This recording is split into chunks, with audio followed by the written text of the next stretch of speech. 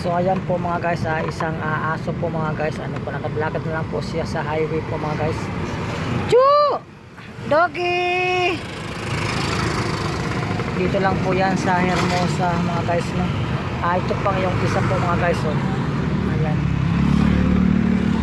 Ito po yung aso na mga pinapaparescue po mga guys.